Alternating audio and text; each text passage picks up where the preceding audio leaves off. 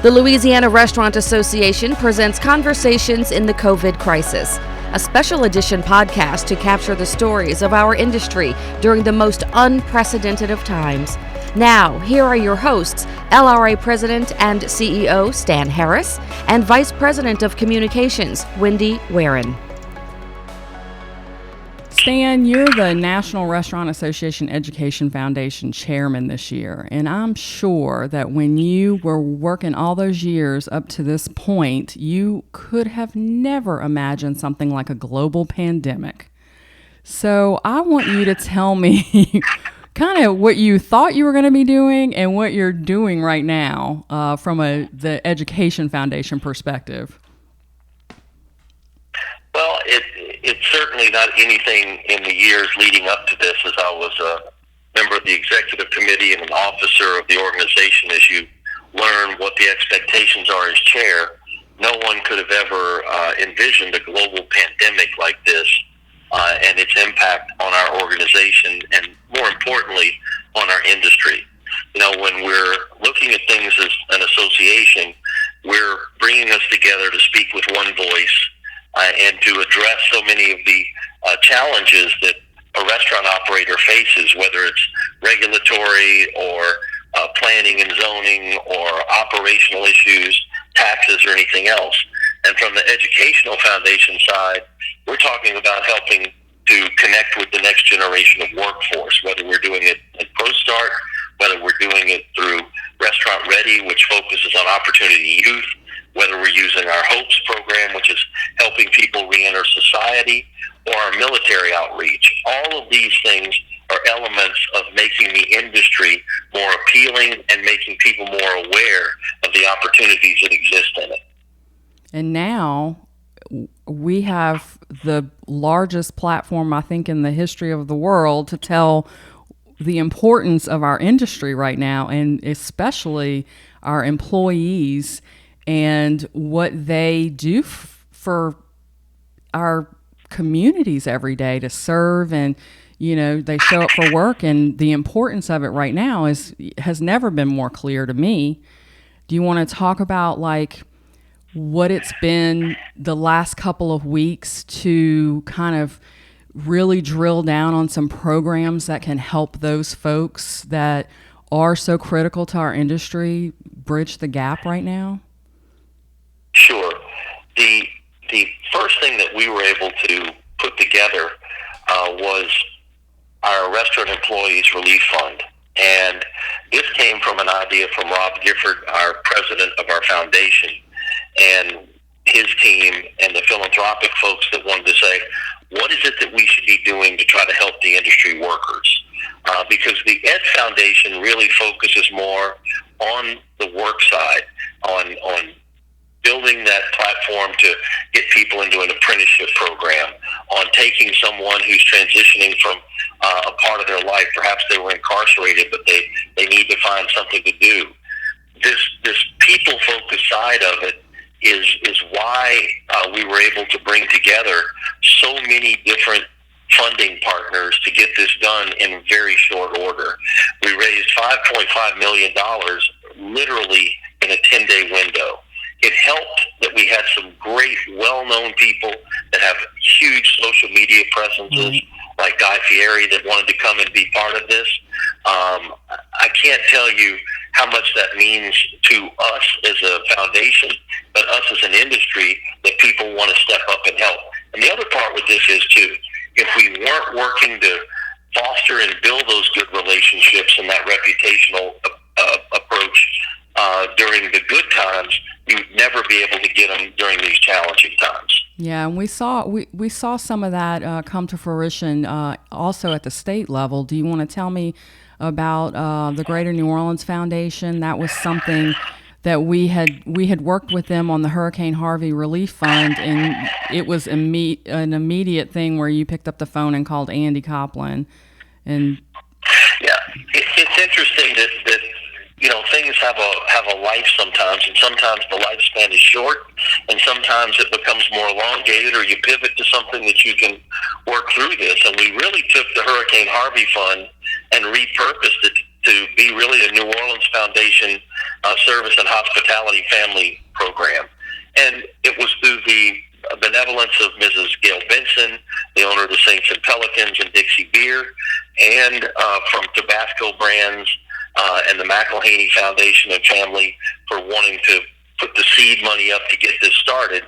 These are the kinds of things that it's great to have partners who we have existing relationships with and have the opportunity to say, what can we do? Because we didn't have to go to them to ask. They were already asking around the edges. We were able to use the Greater New Orleans Foundation, this footprint with Andy Copeland and his team to be able to execute this and get it out. We tried to get it out on a Friday. We were able to get it out the next week on Monday. I just can't tell you how good it's felt for us to see the expediency of getting these multiple tier platforms and programs rolled out. Because when people miss a paycheck, they have to miss rent, they have to miss food, they have to miss the things that they need to continue on with their life. So building these types of opportunities in these programs, limited as they are, they're a bridge to when the federal programs and the other relief efforts are available. Exactly, and it's it's the first of the month right now, and we're really seeing some coming together of our supplier community with our restaurants, and some of our other types of venues. And one of those, you just got an email earlier today about your friends over at Port Orleans Brewing about what they're doing to feed our folks. So you want to tell me about that? Yeah, it's always heartening to feel the passion for people of caring for others. And our industry has done that every time there's a fire, a flood, a hurricane, or a disaster. We respond to that, whether it's gathering food and products, going to feed people remotely in the field. And this is just a project from Port Orleans Brewing, Louisiana Fresh, our friends at Natco Food Service, John Lala and his family, and Ricky Thomas and Zach Street from Port Orleans Brewing, and Ricky also owns Blue Runner Foods, to provide meals twice a week for our service industry employees to pick up and take home. This is something that they felt strongly about doing together, something that they felt like was a need that they were filling. And it's just great to see folks say, I want to do something. I want to make a difference. I want to help people. And that they have the capacity to be able to do that. Yeah. We're getting calls, just so many calls about how can we help? What can we do? And, we kind of put it back on them and say, do you have an idea? Do you have a group that you're working with? What are you guys doing that then we can latch onto and blast out there and promote?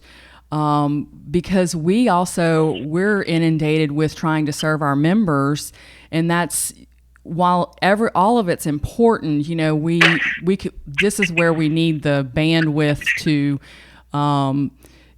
we want to do as much as we can, and we want to partner, using those partnerships to kind of leverage what we're doing.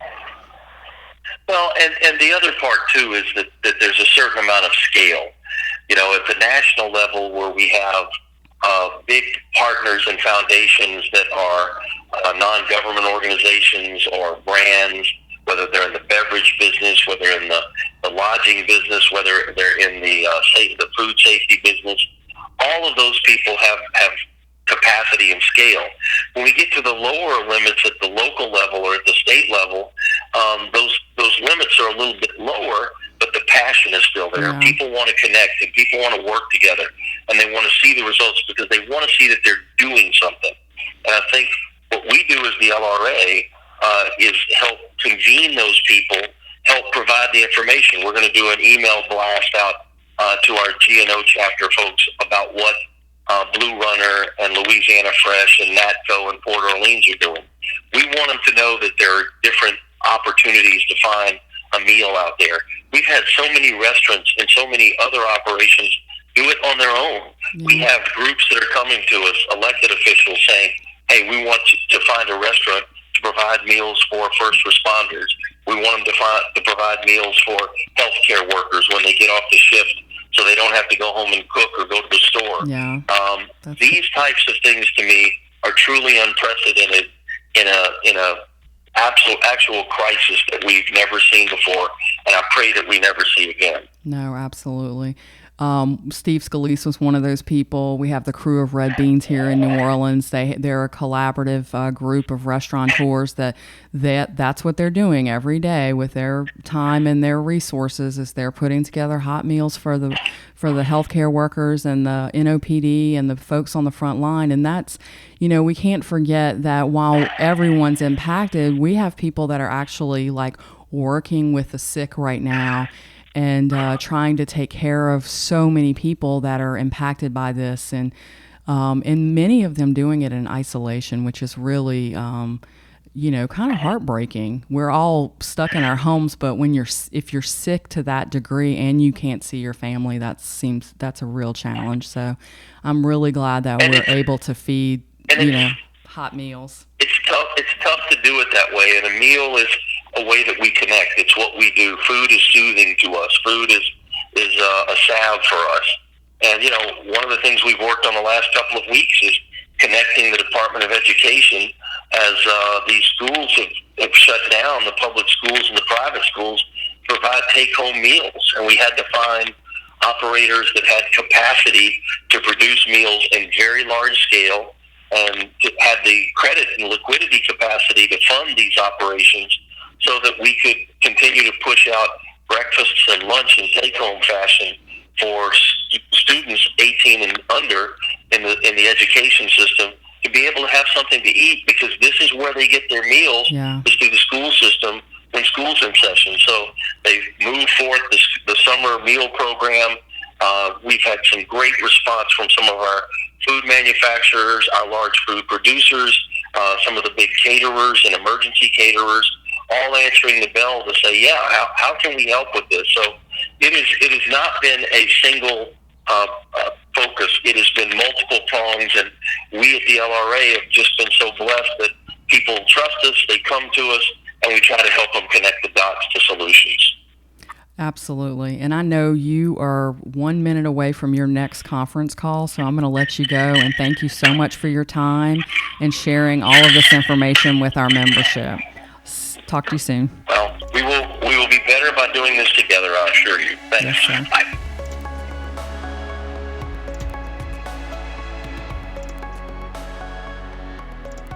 Our next guest is Andy Copeland, President and CEO of the Greater New Orleans Foundation. Andy was formerly the Chief Administrative Officer for the City of New Orleans under Mayor Mitch Landrieu, and we spent a lot of time together in City Council chambers back then, dealing with issues affecting the restaurant industry. He was also the founding executive director of the Louisiana Recovery Authority.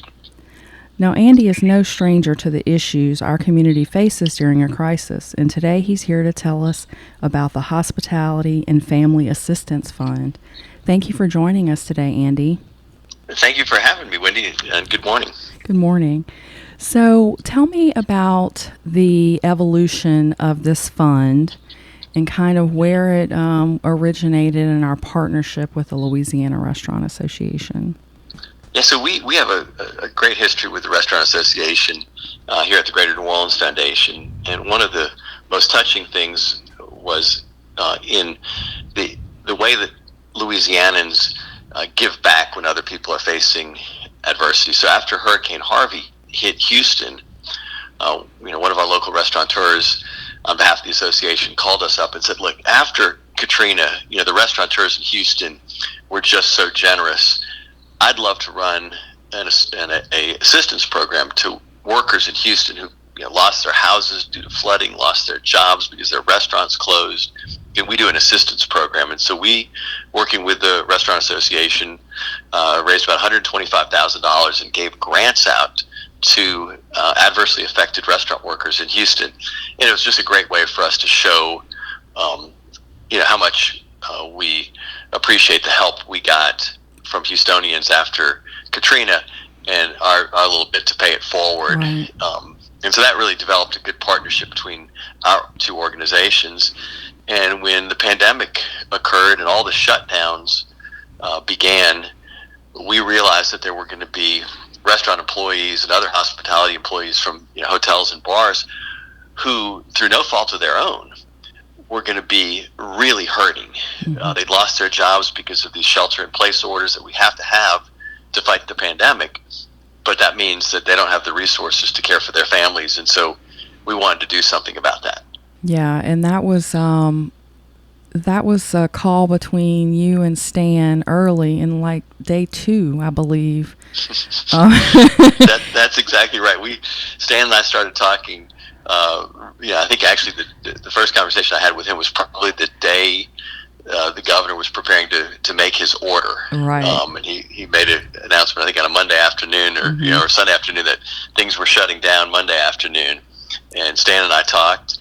And at the same time, we were having a conversation with one of our trustees at the Greater New Orleans Foundation, Mrs. Gail Benson. And she really wanted to do something for service and hospitality employees as well. So she reached out with an idea of setting up a fund called the Gail Benson Community Assistance Fund that was specifically designed to support those service and hospitality workers either directly through grants or through the nonprofits that support those families. And so she gave us a challenge, which was to take $500,000 from that Gail Benson Community Assistance Fund and try to use that to leverage even more resources to start this grants program for those hospitality workers and their families who are the most vulnerable. So we were able to go to the McElhenney companies, who everybody knows are the makers of Tabasco brand hot sauce, and pepper sauce. Big partner of the restaurateurs in our state and across the country and the globe, really. And so we announced that we had $600,000 to do this work. And since that time, we've raised at least a couple $100,000 more from fund holders of the Greater New Orleans Foundation, from restaurant providers like Republic National Distributors, and lots of individuals who are giving us $100 here, $20 there, $50 elsewhere, because they know that families in need help. And so that's really been gratifying to see the generosity of the people of our community. As always, when they've got something, they give of what they've got to help others in need. Yeah, and tell us exactly who this fund is for, like the criteria specific. You want to tell me about that? Yeah, so, unfortunately, we have literally tens of thousands of employees who have lost their job or had significantly reduced hours. And as much as we'd like, we can't help every one of them. And as much as they all need our help, and they truly do, we decided to focus our fund on vulnerable families.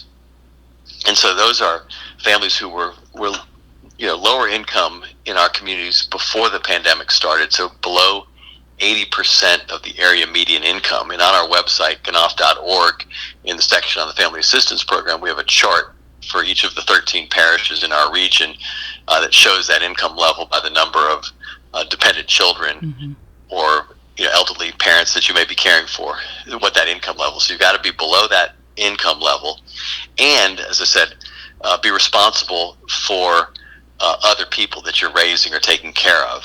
So most cases that's children, but sometimes you might have a disabled spouse or an elderly parent that you're also responsible for. And we just looked at the situation and said, the folks who are going to need these resources the most are those workers who are supporting others.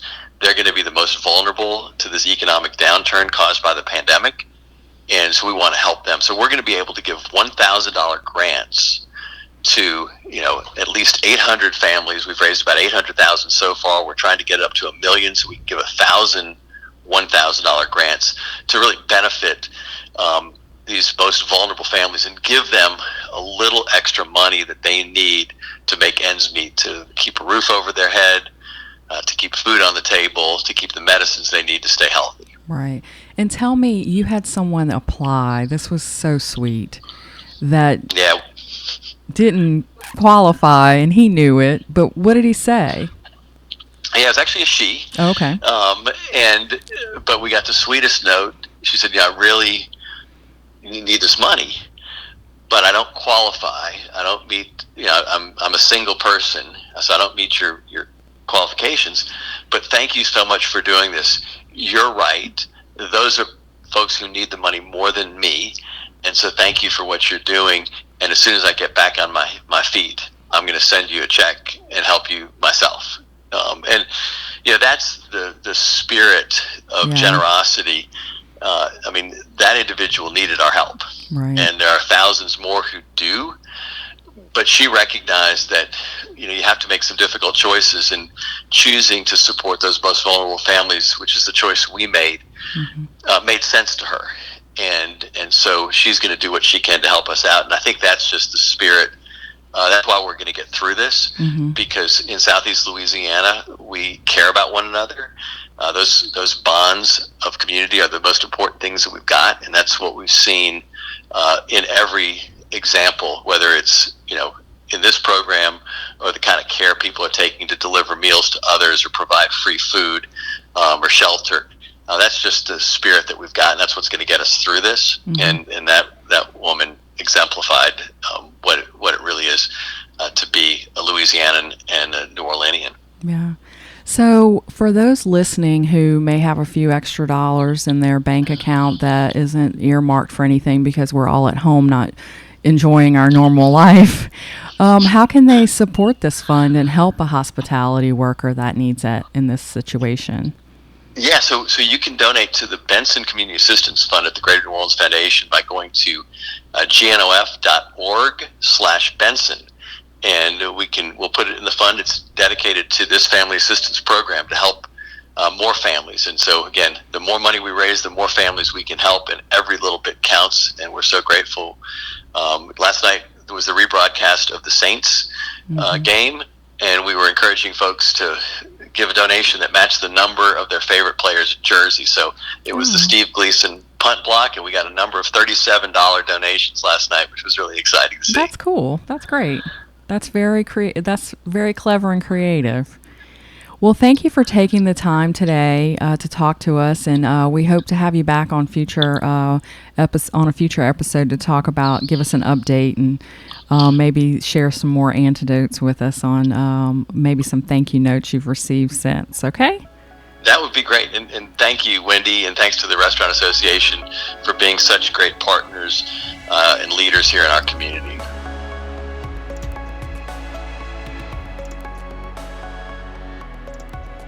Our next guest is Stephen Hightower, managing partner of Citigroup Hospitality in Baton Rouge, which operates City Pork, City Slice and Pints, and Rouge Creole. And he's here today to tell us about an initiative that he and his peers put together immediately following Governor John Bel Edwards' order on March the 16th to close restaurant dining rooms. Stephen, how are you today? Oh, good, Wendy. Thank you for having me. I appreciate it. Tell me about Better Together Baton Rouge and kind of how that came about and what it is. Okay, well, it was, when our world changed here, or at least the restaurant world, and now it's morphed into, I got on the phone with a partner in the restaurant business, Emily Alton at Bistro by Rome's, and we were just talking about different ideas. What's the next month going to look like and beyond, potentially? So, we were thinking of creating a little group of restaurants that if we all stuck together to change, the awareness of our customers. This is how it's going to be. We're going to have to, do curbside and takeaway, and that's all that's going to be there. So if we mobilized a group of restaurants, incentivize them by coming to eat with us, then, maybe we can train that new normal that we're all living right now.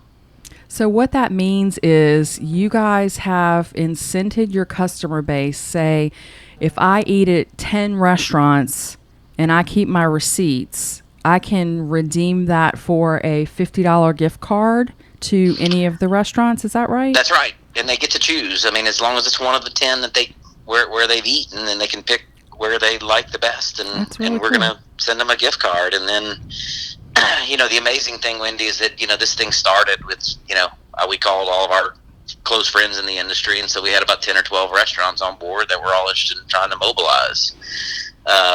Since then, now it's amazingly up to 70 restaurants all over Baton Rouge, surrounding parish, a few from surrounding parishes, and it's really been a great platform for everybody. And you keep eating at 10, you keep getting a $50 gift card, and then if we raised up our big prize if you were to eat at every one of them, which might be a little tough now, but you'll get a $200 gift card. Wow. So, look, by this now you can make, I guess, about $500 if you keep eating out. And if that's been your life, as we all loved having you in our restaurants, well, now it's a little different, but we incentivize you to come see us. Yeah, and this has kind of morphed into a new phase of Better Together, which is you had some companies that saw that you guys were banded together, and they decided, hey, we have some funds, and we think that a good way for you to keep your people employed and for us to do good, what was the next phase in all that? Well, look, it's I actually credit the Louisiana Restaurant Association and everybody, since the restaurant industry, I don't know if this is good or bad, but at the end of the day, obviously we were hit first. And I think the media and everybody understood that. And, we employ so many people in our industry. So when the lockdown or quarantine phase of this developed, I mean, there was a lot of us in the news for, how hurting we all were. So anyhow, that got us to this next level of, hey, what's in the restaurant industry's DNA? You know what? We try to give back. Mm-hmm. And, as we all were navigating this, it was something where, hey, we'll take any dollar. At the same time, there are some companies out there that are doing well, or there are companies that just want to get involved in the community right now, and we all need it most. And okay, what's better platform than use the restaurants that are hurting as well? Right. So, Energy led a coalition of other companies now. I mean, the dollar amount is large, but the best part about it is it's kind of a twofold deal. So these companies put their money into a fund that's going to be managed by the Baton Rouge Area Foundation. We'll pay restaurants directly, and that's going to be a great rotation of all the restaurants in the Better Together Restaurant Coalition. Mm-hmm. And that money, I mean, those orders now are going to be feeding the frontline healthcare workers. So their initiative, I believe, is called Fueling the Front Lines. It's outstanding for us. So beginning Monday, we're going to be serving 375 meals every day until the donations are outlasted. But they challenged other companies to get involved now. I know there was one that came on right away. So what's the dollar amount up to right now? We're up to $350,000 as of today. So that's incredible. So this is a really unique and creative effort for companies that are in a position right now to help to employ our folks and serve the front line, which I think is just a beautiful arrangement in a time where you really are we're all kind of grasping at straws and trying to figure out how to navigate these waters. And that's something that I think, Entergy challenging other companies right now. We saw that last week when Atmos Energy did the same thing. They did a Support Your Local Restaurant Day, and they actually said, hey, to their staff, you go eat out in a restaurant and you submit your expense report and we'll pay for it. That's awesome. That's something that they challenged others to do. Entergy's doing the same thing in that vein, and we're seeing a lot of other folks step up. And if you're listening right now and you are with a company that's trying to figure out what those partnerships could be, reach out to one of us at the LRA, and we're happy to talk to you and happy to connect you with some of our restaurateurs, because right now is definitely when we need it the most. Well, look, Wendy, I mean, this coalition is feeding not only now the front lines in healthcare thanks to this great initiative, but has been since we all allied ourselves here in this group. But I mean, we're feeding the first responders, the state fire marshals, the governor's office of Homeland Security and Emergency Preparedness. Multiple other healthcare groups that have organized, that have inquired for our organization, which is, before this started, we had already generated over $100,000 in meals, feeding the right people and people paying our restaurants to do those jobs. And it's been amazing, humbling from that standpoint. But at the end of the day, the best thing that's happened to all of us, and I think this is going to be great for the others as we move forward, is we're beginning to employ people again. Yeah. And it's been just so great to see those faces that we all knew every day and just took it for granted come back to you. I And know. their desire to work and do whatever we need them to do at this point. So that's been the blessing behind all of this, and then that's been really, really great.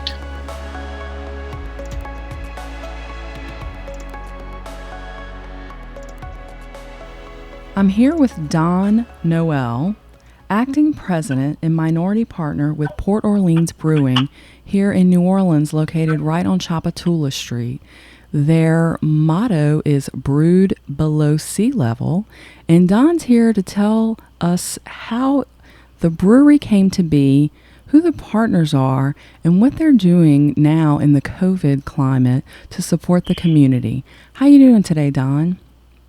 Hey, Wendy, I'm doing well. Thanks for making time for me today. Of course. I greatly appreciate it. So tell me, Don, who is behind Port Orleans, and tell me a little bit about the facility. Well, so we have a few partners in the brewery, but basically the founding partners, the original guys that put this together, is a small team of three fellas. Zach Streif, who just retired from the New Orleans Saints after a 12-year season, the right tackle, number 64. His father-in-law, Tommy Diskin, and Tommy Diskin's dear friend, Ricky Thomas. And I think most of the people might know Ricky. Ricky is the owner of Blue Runner Red Beans, and a big voice and a familiar face in our local community. Yeah, absolutely. Those three fellas kind of got together and decided to rope in a couple other dear friends and put together a brewery that makes a great product out of the city of New Orleans, and something we can be very proud of. And we're just in our third year. Great. And you were brought into the group and to run the restaurant part of it. Well, I came in to do a little bit more than that. Okay.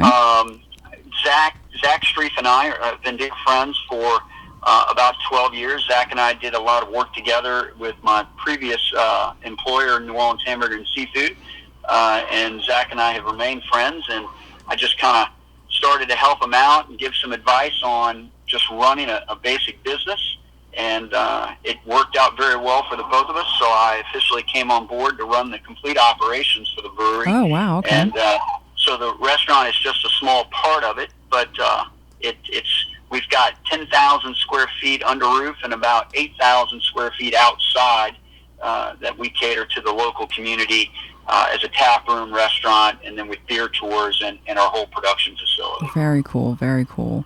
So you guys, just like the rest of us in the industry, are, trying to get your legs out, under you right now and figure out what we can do to help the greater good in the community. And you guys are doing something, actually today, when I'm talking to you, is Friday, the 3rd of April. And I'm going to come by shortly and take some photos for social media of what you guys are doing. So tell me a little bit about what's going on and what your day's looking like.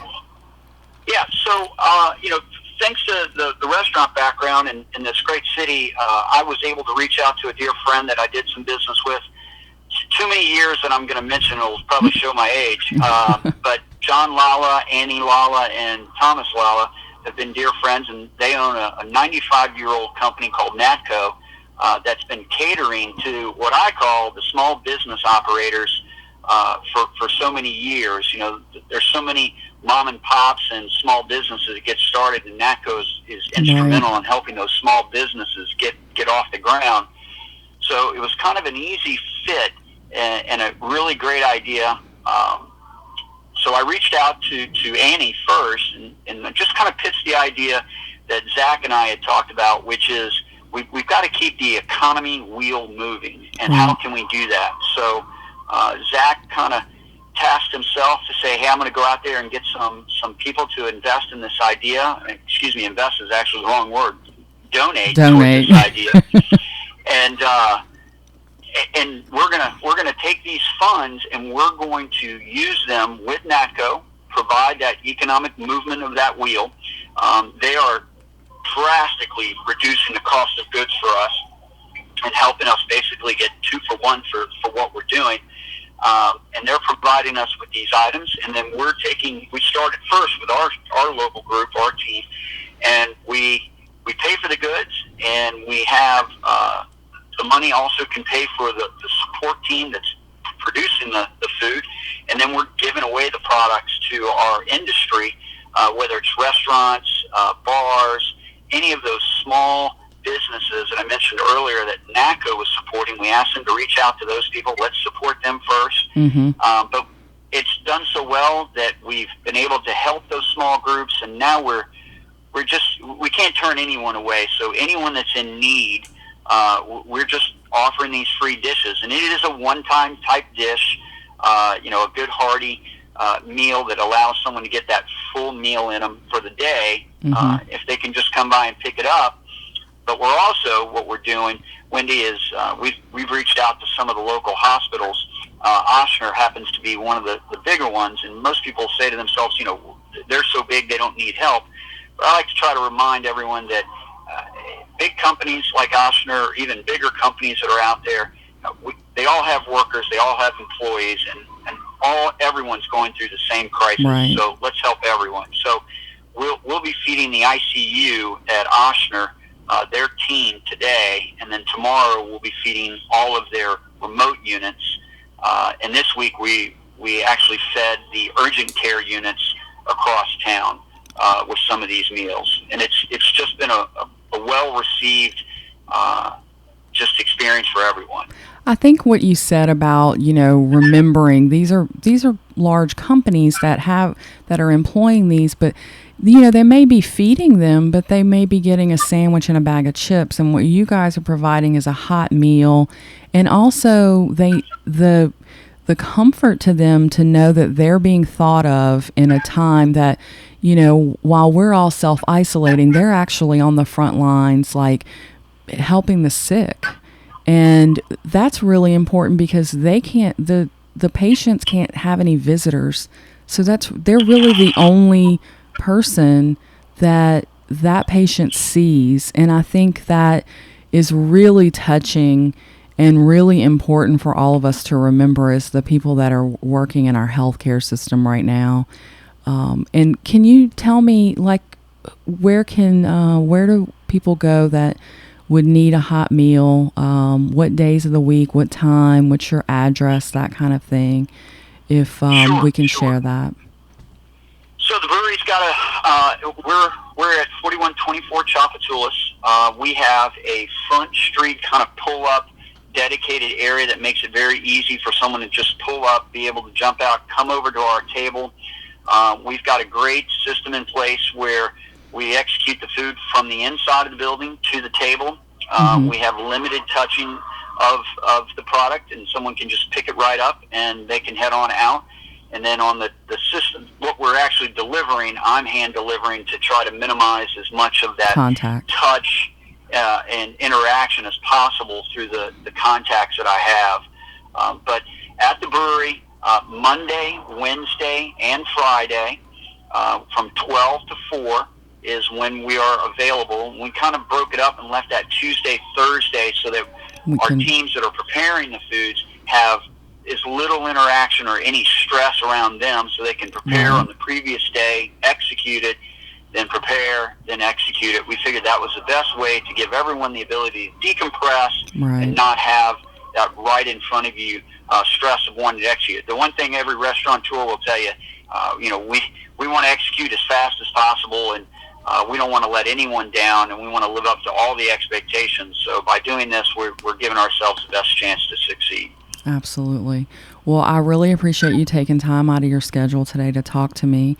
and let our LRA members know what you guys are doing as a collaborative effort between your supplier community and also your partners. And I think that's really important. And if you're listening and you have the ability and you haven't, made the commitment yet to do something, please consider it. It is definitely needed and certainly appreciated. Thank you, Don. Absolutely, Wendy. Have a great and safe day. All right, you too, babe. Bye. Thank you for listening to the LRA's Conversations in the COVID Crisis. If you have a story idea, email communications@lra.org.